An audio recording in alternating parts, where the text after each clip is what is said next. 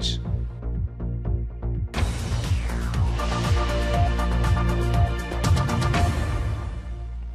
There's been a 5-fold increase in the number of patients suffering serious bed sores at Warwick Hospital. Pressure ulcers are seen as a mark of poor care and have to be reported to senior NHS bosses.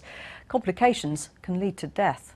Our health correspondent Michele Paduano has been to Dudley Hospital, where they've had major success in tackling the problem.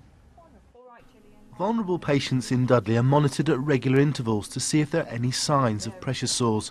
Every mattress in the hospital was replaced. This ward has been pressure sore free for 1,526 days. It's a routine that you get into, you know, checking pressure areas. It's a routine that everybody knows now. They do it without thinking about. So, you know, it is just better for everybody. 2 years ago, the trust was cut to the quick when it realised it was the region's worst offender. Serious pressure sores can lead to infection and blood poisoning. The trust started giving awards to wards for avoiding ulcers.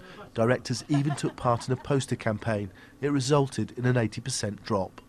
We look at every patient's case notes and we make sure that if there are learning points and there's things that haven't been done the way that we would have perhaps wanted them to be done, we can deal with that really quickly.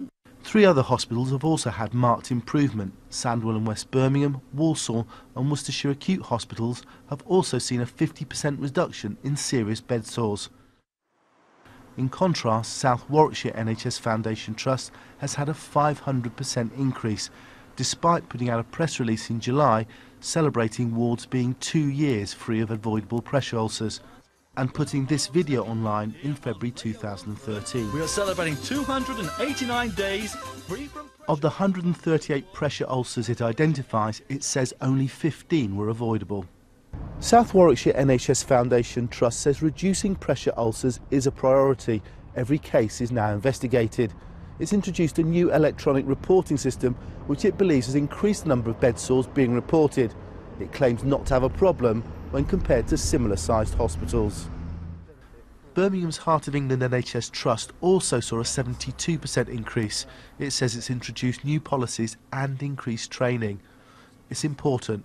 Pressure ulcers aren't just painful, they can be a matter of life and death. Michele Paduano, BBC Midlands Today. Now, in just 4 months and 5